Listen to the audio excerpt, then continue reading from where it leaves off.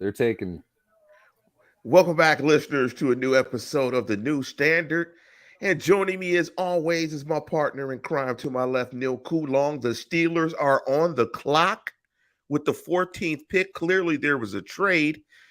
I wonder who they're going to get. I'm thinking it's Christian Gonzalez. My guess would have to be Gonzalez as well. That's the guy you trade up for. They traded with the New England Patriots, I believe, at 14 overall. Was it the Patriots? Yes, it was. The Steelers and Patriots pulled off a trade, 14 for 17. We don't have any other details than that, but the target here most likely has to be Oregon cornerback Christian Gonzalez. And if the Steelers are able to pull off Gonzalez in the first round of this draft, and I would imagine they might be able to protect their one of the two second-round picks, but I doubt it. Either way, though, Gonzalez is a player who shouldn't be on the board, in my opinion, at 14, let alone 17. So to me, that's a significant addition to the Steelers team, if that's who it is. And it looks like they're about to announce it here. I'm trying to draw What this about out as long as I Broderick can. Jones? They just showed the Iceman cometh with Broderick all of Jones that could be it as ice. well. I wanted to go over that. Broderick Jones is a high ceiling, kind of low floor offensive tackle from the University of Georgia. It's a guy that many would have anticipated he'd be maybe around this spot, but the upside of easily being the best tackle in this draft, he's just the least ready, I think, right now. You could see why they would invest in a project like that, but to give up capital to go get him with a player like Gonzalez on the board, both of them are positions of need. For me, I would have gone with Gonzalez. I've said in this show many times, Lance, Gonzalez is he's an excellent prospect. I think he can fit a lot of what the Steelers do. He would be able to contribute a lot earlier than Jones would, in my opinion. But I could see why they would want Jones as well. Trading up to get a player, though, you would hope that this is a player that's going to play immediately. You know, That's my thought. You know somebody in Steeler Nation is going to say, "Why didn't we select Will Levis?" Oh God! you Look, know you know what? If we want to get into this while we're waiting for the pick to be announced, I said from the beginning, Will Levis is the most overrated player in this draft. Okay, I'm not at all surprised he hasn't been taken yet. And to be honest with you, Minnesota might have him flat out at 23. He's not. Levis has a lot of athleticism. He can run. He's not a great thrower. He doesn't have great mechanics. I don't see a whole lot of positive traits from Levis. But the Commissioner Roger Goodell is about to announce the Steelers pick here. Let's see, it's going to be.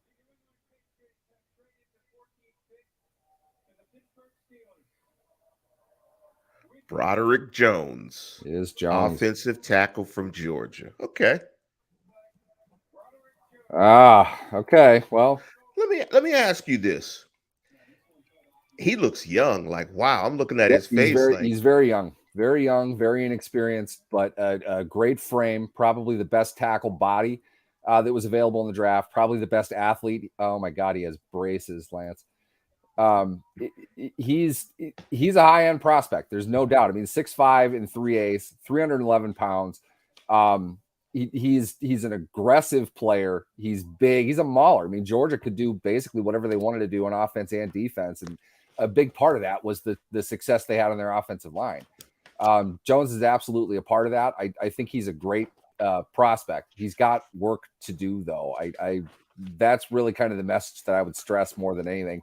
They're showing the highlights now. They just ran a counter with him where he went across the line and cleared a guy out. He's a beast off the edge in the ground game. That's a lot of what the Steelers are going to do. Do you see him, Lance? Look at the way he's built. He's not monster. even a tackle. He's like a tight end. I mean, he's enormous for an offensive tackle. He doesn't have a high amount of fat on his body. I mean, he's cut, very athletic. Let me read you some of his measurables. They got him listed here at 6'5", 311, 34 and 3/4 arms, hands 10 and 5/7/8. At his pro day, ironically, his hands got bigger, 10 and 7/8. His wingspan 82 inches, 82 and 3/4 inches. Ran a 4.97 in the 40, 2.82 20-yard, 1.67, 10 yards vertical jump, 30 inches broad jump, 9 feet, was a 5-star recruit. Here are some of the strengths that they list. And this, of course, is from Dana Brugler from The Athletic. Strengths: basketball athlete with above average movement skills, loose hipped and agile footed, utilizes knee bends in his kick slide, displays violent, quick striking hands with the recoil to land multiple punches and knock away the reach of rushers, able to rework himself and sit down versus long arm defenders, patient and aware versus stunts and counters, excellent snap quickness in the run game to quickly out angle or seal, at the best using his mobility on the outside or when working up to the second level. Some of the weaknesses: lacks ideal height and length that NFL teams desire at the position, need to continue to mature his technique, will I don't know lose about his that. bearings and base when his upper half overextends. That's the problem with him. That's the problem. He doesn't have fluidity in his body yet, and he's young. He's inexperienced. You can tell when you watch him. He looks. Put it this way, Lance. And I'm sorry. I don't mean to cut you off from the actual experts who were saying this, but when you see him in comparison to the other ones, what you see is a real college tackle. Darnell Wright, the guy that you guys heard me screaming about for the last 6-7 weeks, goes 11 overall because he's an NFL tackle. He's at that spot. You can make the same argument for Skoronski, who's probably a guard, but at a technical level, he's playing NFL football. Jones isn't. Jones is a beast. He's a mauler. He's an athlete. He is a God-given offensive tackle. It's just he's not refined yet. He's got work he needs to do. It's a good pick long term. This is the investment pick. I have not yet seen the details of the trade with New England. I'm not sure what they would need to have given up to go 3 spots in a draft that doesn't have a whole lot of Let me read it to you because they legit listed first-round picks yet. They did? Okay. They said it was the 17th pick and the 120th pick. Okay, so they didn't even lose one of their second-round picks. I'm good with that. All right, if that's what it's going to come to, I'm good with that. But again, to go over the issue we talked about on our last show, Lance, when you have now a premium position drafted in the first round who's going to be extension eligible in 2027, that's when Kenny Pickett is going to be getting paid. And then 2 more premium picks on top of that. It's almost like, yeah, you can get 4 years from a guy and you don't have a problem with that. But to some degree, you have to worry about the cost of potentially extending all of them.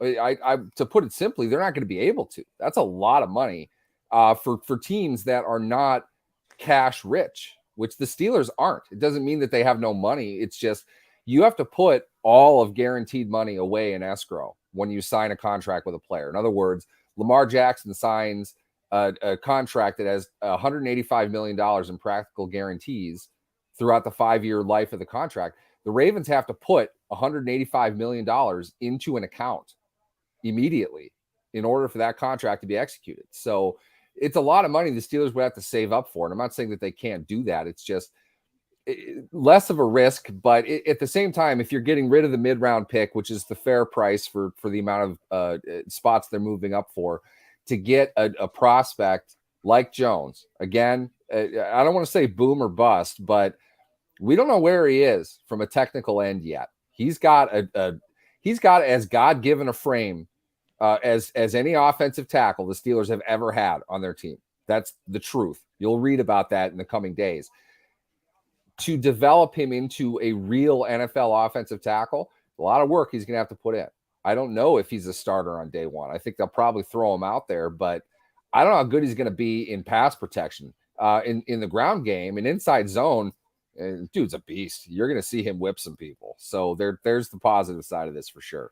You know, the thing I think about, and I said it, I think this week on the show, in the current NFL, I think you have to impact the passing game, whether it be more directly, whether it be on the offensive side of the ball or the defensive side of the ball. And again, this is a football team that I believe had 12 touchdown passes and gave up the 30th ranked most in the National Football League. So you've got an issue in the passing game. You're not generating big plays and you're giving up big plays.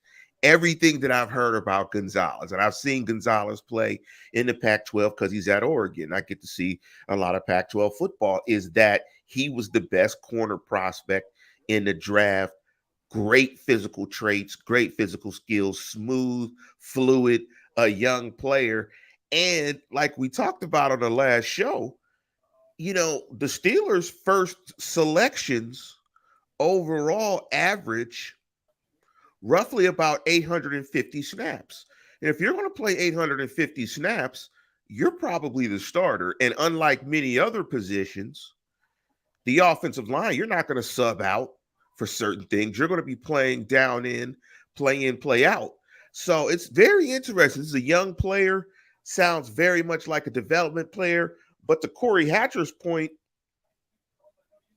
and Corey Hatcher, Coach Hatcher, big up the coach. Coach said, I think his pass pro isn't bad from what I've seen. He definitely would have worked again a lot of top end talent on Georgia's roster. Because, man, if you didn't bring your lunch pail to practice at Georgia, you were getting embarrassed. And it's interesting. I would have gone corner. I would have gone corner to shore up that secondary, given what the roster is. And given what the Steelers did last year, I would have gone corner. That's just me. Maybe they come back to it and hit it at 32 because it looks like they're going to retain that pick and retain both second-round picks. I'm expecting with that next pick, they're going to go ahead and hit corner, and I'd like to see a skill position as well. Yeah, I agree with that, and I think an interesting thought. A very football savvy friend of mine just texted me. I think his play style could translate to guard. I think that's a great way to put it. Because again, I'm going to keep saying this word. He's a beast. He gets after guys on the ground. He's nasty, aggressive. It's not the best thing for a tackle to have that kind of mentality. But what I would argue is you're able to actually, I can say the guy's Tyler Fornes, who was on this show a little while ago. I'm used to not being able to tell people who I'm talking to, but Tyler's good. Very, very smart guy, as you all heard. When Patrick Peterson signed, we had him on. When you're a guard, your primary job is to maul, to move, and then to work in concert with one side or the other on zone runs, combo block, reach, and go get somebody. A tackle has more isolation and pass protection, and that requires nuance. That requires the technical skill. Hand usage is much more important. I'm not saying that he couldn't play tackle. I can't imagine they just traded up for a guard, and they keep signing guards like they're going away. But another interesting point that I had a conversation with somebody earlier today. They like to pay and develop the complementary guys outside of the big money guys. In other words, your guards and center instead of your tackles. Work from the inside out. Offensively, they'll put money, they'll put draft picks into receivers, not extensions. They had their quarterback for a long time. That wasn't something they needed to worry about. All of that being said, I don't know. I think they have a very moldable, clay product in front of them. And I think he is an exceptional athlete. You see the way he moves. You see how big and how strong he is. There's a lot of things that you can do with a guy like that. I think long-term he's probably a tackle, but I don't know. The offense is so different from what we're used to seeing with the Steelers. It wouldn't surprise me if basically they're going to start to employ, guards playing tackle and just play quick game all the time, which is to say you can go short on either side. You don't rely on taking care of edge rushers around the arc. You're more worried about having athleticism at your tackle positions and getting them downfield legally this year, unlike the 11 times or whatever they did last year when they were illegally downfield. But getting the big guys out in front of the ball carrier or the receiver on a screen and letting them just wreak havoc. He's a guy that could do that today. So I don't know. I think the question, Lance, is you assume he's a left tackle. That's what he played at Georgia, even though he played around a little bit. Is he a starter? Is he a day one starter? That's what I was going to ask you. I mean, like, do you envision, like, if I'm getting into week one and Dan Moore is still the starter, I might be a little disappointed. I'm not going to write the kid off, after week one, of course, of his NFL football career. But, I want that first round pick to be a guy that's going to start, that's going to play a lot of snaps. And I want that guy to make a contribution quickly. So it's interesting that you say that, though, because keep in mind, it's not the guy you drafted in the first round. It's a guy that you gave up assets for. You used yes, 2 picks to draft this guy. If you're not planning to start him, I think that's a little odd. But at the same time, are you making your team worse by doing that? I don't know. I'm not 100% sure, but I would think that I would think he'll start. I have a tough time seeing why they would have him. I don't know how he wouldn't beat out Dan Moore. If we're being real, I don't know how he doesn't beat out Dan Moore, because even if it's just in the gym, in shells, the guy is so physically impressive that watching highlights of him, he moves like a non-human being. I mean, he is just unbelievably quick. and I lived very close at one point in time, very close to Lithonia, Georgia, and I'm telling you, people are built different down there. People are built different down there. There's some big people down there. They are big. This dude's a fast. hawk. I mean, who were you reading that from? Was that from Brugler saying he doesn't have ideal length? Yes. I don't know about that. I don't know what you want. I mean, is the standard here like, I don't know, Joe Thomas didn't have ideal length. He went 2 overall. There's a reason for that. You want length. Skoronski, on the other hand, I've said this a couple times, he has real short arms for a tackle. He probably can't be a tackle in a traditional sense. He's probably a guard. We'll see what Tennessee does with him. They took him at 11 overall. Jones has plenty of length. 6'5". He's so lean, and he looks like Lane Johnson. If you remember when Lane Johnson was drafted by the Eagles way back in the day, Lane Johnson was like an Olympian. I mean, he just a wall of muscle. The kind of guy that bigger naturally, but probably ate his way up to tackle weight instead of having to cut weight to be more athletic. He's a freakishly athletic guy, and probably had to bulk up in order to play the position. Jones looks like he was just built this way all the time. I don't know how much work he puts in, but he's an excellent natural athlete. You can see that. Probably, knowing Lithonia, Georgia, he's probably not the biggest kid in his family, for sure. Jeez. He's probably somewhere in the middle, and his whole family is big. And to Corey Hatcher's point, he brought up the point that clearly NFL teams aren't valuing cornerbacks as much as anyone else. Do you think that's true? Or do you think it says more about the class?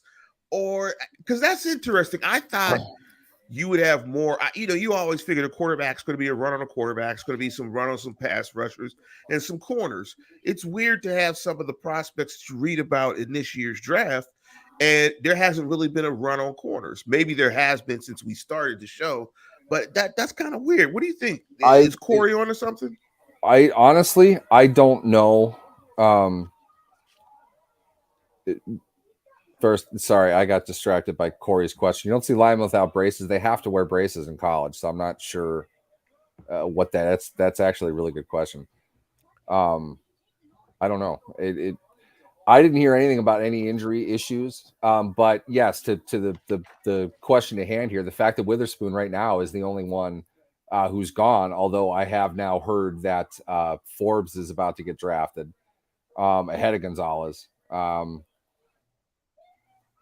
I don't know what for Emmanuel Forbes to get drafted ahead of Christian Gonzalez. That seems not right to me. We're entering the point. I wonder what if anything came up with Gonzalez at any point. I wonder if there's an injury there somewhere. He's not the biggest guy. I know he's got the height. He's got the length. He's not very thick. He probably needed it to add a little bit of weight in a healthy way, but he could have contributed day one. He's still available here. We're at pick 16. Washington is not taking Christian Gonzalez. I am surprised by that. I would have thought, if you were to have asked me this morning or yesterday, Lance, I would have said this. You'll see a couple corners going in the 20 to 40 range. That's probably more their sweet spot in this draft. But Witherspoon and Gonzalez were top 10 guys, in my opinion. I don't get what's going on with Gonzalez. It's killing my credibility, but I don't know. I'm confused. This is interesting. I mean, you didn't even have four quarterbacks go, you know. I mean, idiot Levis is still outstanding. Anything surprise you in this round? I think when you talk about marriages and teams, I think why don't you jump into, before I make my point, why don't you jump into what we were texting about with Chicago, and what happened with Chicago. But I love the Bijan Robinson and Arthur Smith. I think that's a match made in heaven. I think they'll utilize Bijan Robinson to the fullest extent. And Carter going to the Eagles. I mean, the rich get richer. Emmanuel Forbes was just taken by Washington, by the way. 6 foot and 3/4, 166 pounds. He is literally the size I was in high school. Christian Gonzalez doesn't have a size problem if Emmanuel Forbes doesn't. I don't get that at all. God, he is a skinny dude. Wow, that guy's going to be in the NFL. Friend of the program, Steelers Wire, just said that the Pats took Gonzalez. Oh, the Pats? Okay. They're on the clock on my feed right now. So yeah. And that if they took Gonzalez, that makes sense. Good for the Pats. Good for the Pats. I hate to say that. That's a hell of a deal for them. They pick up a 4 and Gonzalez. You know, they got Gonzalez they got a player who's worth a lot better than 17 overall, and they got a pick in order to do that too. That's any chance. You know what? I want to get into this. Okay, you're going to bring up. Yeah, I've said this. Porter is not nearly as good as people made him out to be. He just isn't. I didn't think the Steelers would take him at 17. I don't think he's worth that pick, and he's still on the board for a reason. He does not have great hip fluidity, and that's going to limit him schematically. He can't play pure man. He's not going to be able to carry guys across the middle. Change of direction is going to hurt him a bit. That's why he's so handsy at the stem of a route. He's not confident in being able to flip his hips and continue to get fast upfield. And on top of that, it's not like he's a speed demon either. He's got, good enough speed, but not outstanding. I don't see, and on top of that, it's not like he's a real dominant tackler either. I think How do you like that at 32 though? At 32, 32 wouldn't bother me, but for me, it was not 17. I don't think he should go there. There are now 3 cornerbacks off the board. The fact that Porter isn't one of them, and we are past 17. The Steelers passed on a cornerback, understandably, but the fact Porter has not been taken yet is not a surprise. He's not the prospect that he was made out to be. Sadly, I hate to say this because it's not fair, but everybody made more out of him because of who his dad was. The natural link to Pittsburgh was garbage. He's not great for the scheme the Steelers run. And on top of that, I don't think he's athlete enough for 17 overall. That was my opinion. I didn't think they would take Porter. I'm not surprised Porter is still available. If he is available at 32, not against it. I would say this. I think there will be other prospects the Steelers would be interested in. And given the choice, I think Mike Tomlin would pass on Joey Porter Jr. just because of the weight that would have to come with him, and that's not fair to him. You might not get the best out of him that you could. And I think if you have that kind of a situation, you might be better off passing. There are other players that you can get.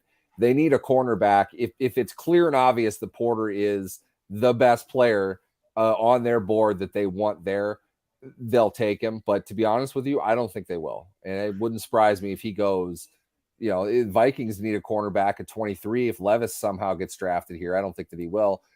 Maybe they go with him. I could see Baltimore drafting him at 22. I think they are. I don't think he makes it to 32. And I'm not trying to bash him. I don't think he's going to be a terrible player. It's just when you're talking first round, you've got to have a lot of everything. You've got to have that potential. I don't know if Porter is very scheme diverse. I don't know if he has enough to really justify taking him that high. I think he's probably a little less of a priority. Late round one, it's kind of the way that I saw him. Steeler Chick, big up to Steeler Chick 46, and big up to everybody out there joining us on the program. Make sure you like and subscribe. Big up to Felicia. Big up to everybody out there that's joining us. She brings up an interesting name. Could you see Jack Campbell being in play at 32? Because to me, the Steelers need to address corner. I think the Steelers still need a weapon in terms of whether it be a tight end or a wide receiver. I think they need a weapon, and I think they need a defensive lineman as well. But so what's your thoughts about that name though, Jack Campbell at 32? Love Campbell as a player. I don't think anybody that loves football would not love Jack Campbell on their team. Need, I don't know.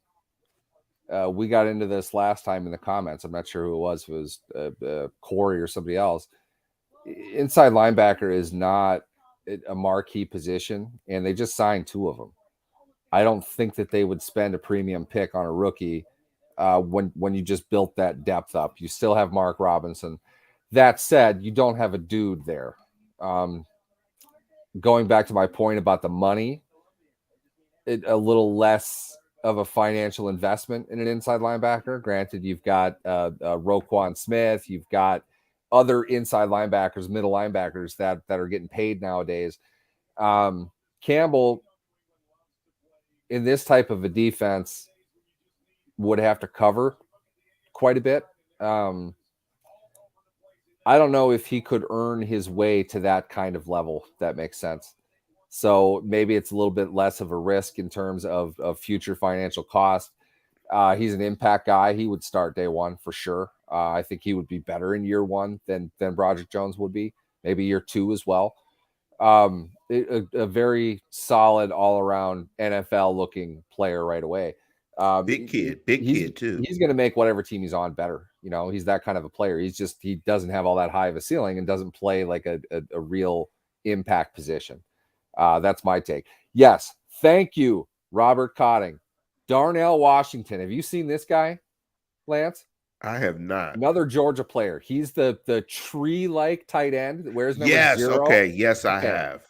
Darnell Washington is pretty close to Broderick Jones' size, and he's a better athlete for his position. Perhaps not so much, but he is an absolute monster. This guy is the evolution of the tight end position. Yeah, he is. If you can't teach that man to block, you're doing something wrong. He could be absolutely dominant. I think he's bigger than 6'7", Corey. You watch him. Look at his arms. He has like 35-inch arms. If he was 15 pounds heavier when he was a sophomore in high school, they probably would have made him a tackle. I mean, he's that kind of athlete. Could have gone either way. It was really a size thing, but he's ridiculous. I would absolutely love to get that guy. I don't know at what point he goes. Very probable. Well, I shouldn't say very. I could see him being kind of offensive specific. You want a team that runs a lot of 12 with him. Yeah. I don't know if he is a pure route runner. Like any tight end that you're going to draft, he's got to learn to block. You got to teach him to block. Freiermuth isn't a great blocker yet. Decent, but not great. You could see him getting to that point. Washington's going to be a little bit further back than what Freiermuth is, but the physical advantage that this guy brings is above and beyond anyone else at the position in the game. He is enormous. He is literally the size of an NFL tackle, minus 20 pounds, and he runs like an outstanding athletic tight end. So, to me, yeah, I get that guy. I would actually love to have that guy. Add some freaks. I mean, let me list off these names to you, and give me the first word when you hear these names. The first adjective or the first word that comes to mind. It could be anything when you hear these 5 names: Jones, Seumalo, Cole, Daniels, and Chooks. Did you ask what the first thing is? What comes to mind when you hear those 5 names? Better than last year. Patchwork. Sure. Patchwork. Yeah, I don't see a unit. I don't feel a unit. I didn't really see one. um, what they've added feels again like patchwork, not because um, they're going to struggle for sure, but we don't know what they're going to be. We just know that they added guys, and we all get really excited. We love that.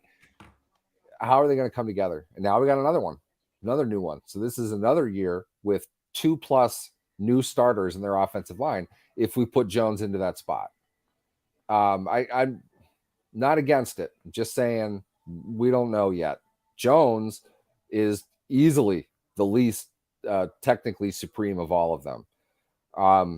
Is a new left guard going to help with the rookie on the outside?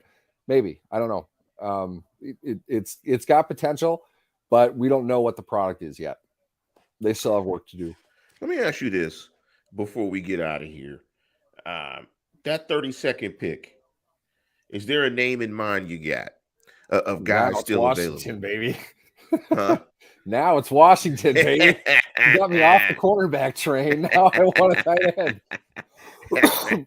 No, I don't know. There are a lot of picks that need to go here. To be honest, I'm just kind of glancing at who's gone right now. I just saw Gonzalez a little bit ago. The Lions are on the clock again. There's a lot of picks to go until Pittsburgh's on the clock. So I don't know. We'll see. We can rehash this Will in our Levis. pre-round 2 show tomorrow. Okay, well, there goes Jack Campbell to Detroit at 18. Yeah. So Detroit takes 2 guys that nobody had going in round 1. In round 1.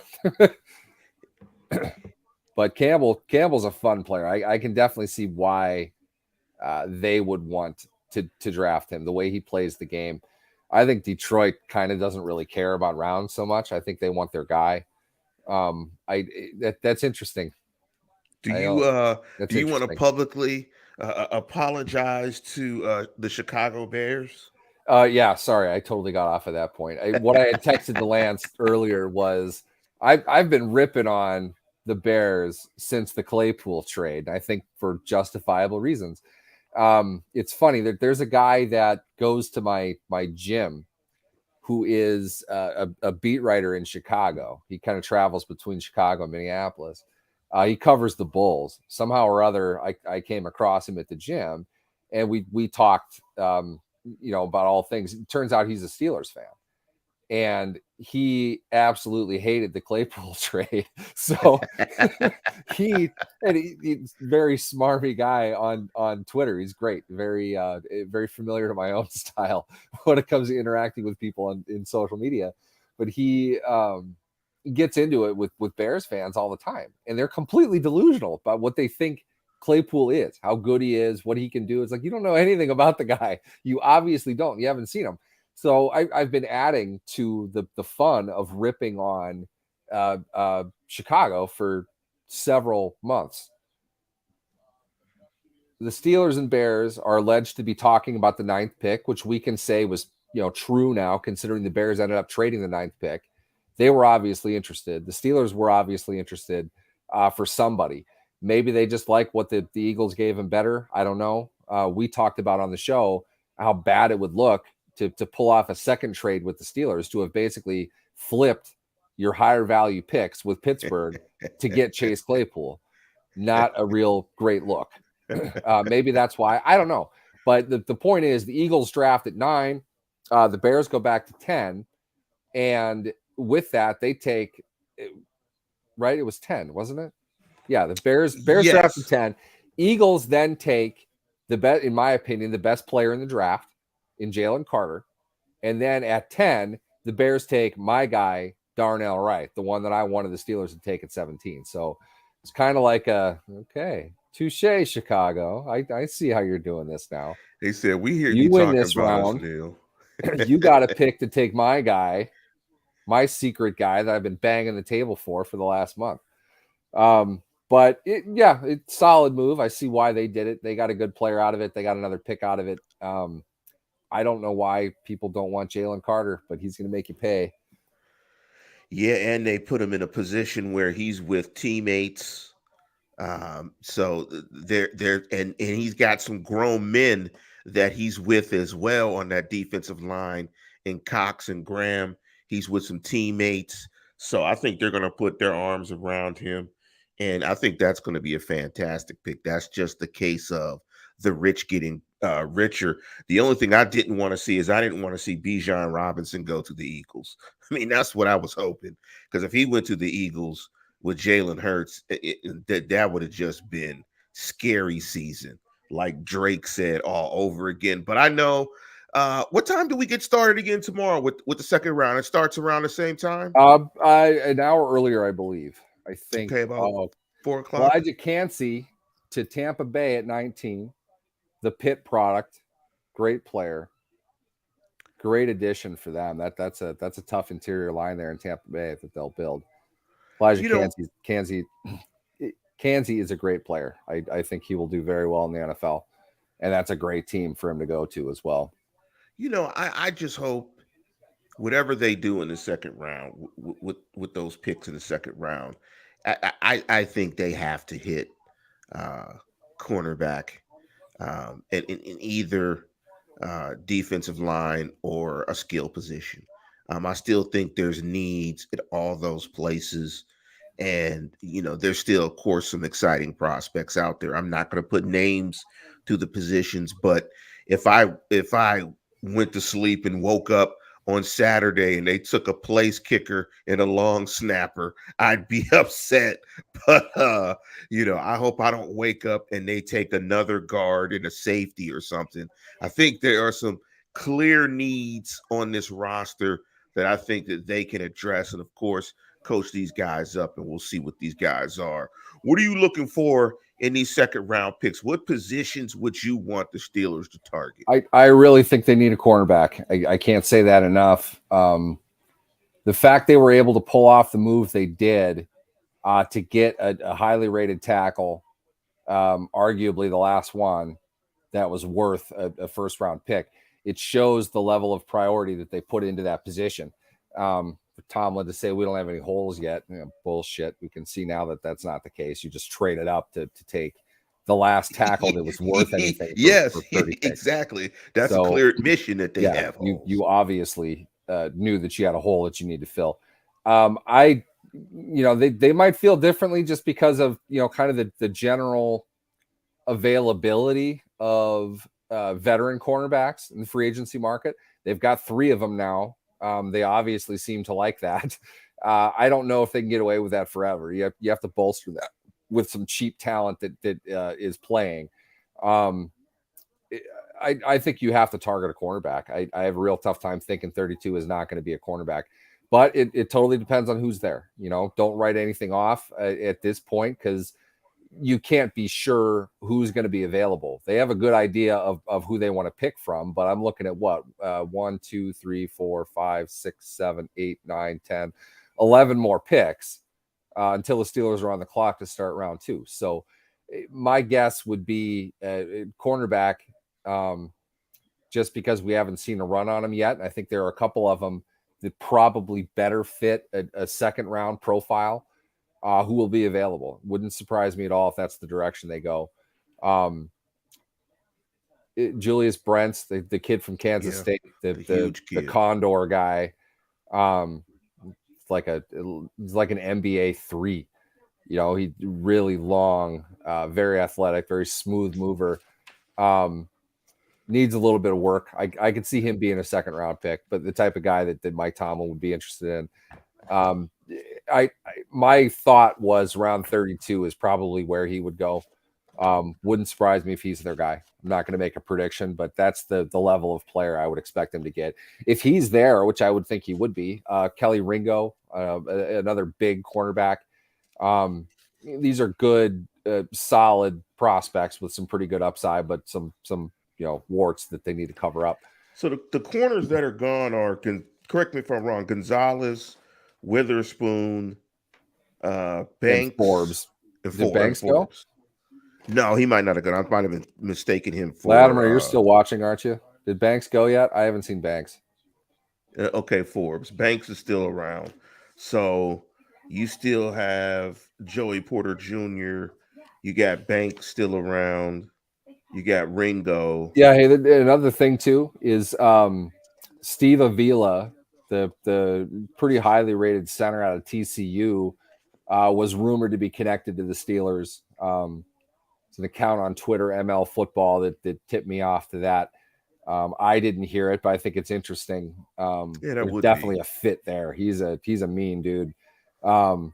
I jokingly tweeted this morning. My favorite NFL comp this season that I read from Lance Zierlein of NFL.com was comparing Avila to Chris Kimoyatu. It's like, oh, that's a pull, man. That's fantastic. Yeah. Love it. Love the chemo days. Chemo. Holding penalty and Chemo. 5 pancakes a game. Yes. Yes. But with that, listeners, we are going to get off and go ahead and close the show out. We will definitely be on, not sure what time, but we will definitely be on to talk about the second and third round. Because it's second and third. I confuse it every year. It's second and third round tomorrow, then Yes. 4th through 7th on Saturday, correct? Yes, that is correct. Okay, so we will be here and on air as always tomorrow to discuss the pick. Steelers, not really a surprising pick. I mean, I think everybody sort of thought that they would, get their tackle.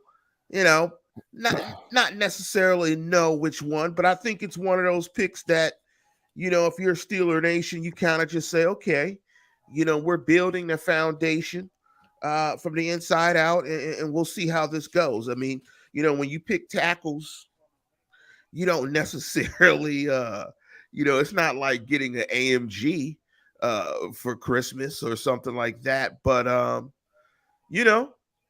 it's a solid pick, and hopefully they develop Broderick Jones and this kid becomes a player, and they don't have to worry about that position for years to come.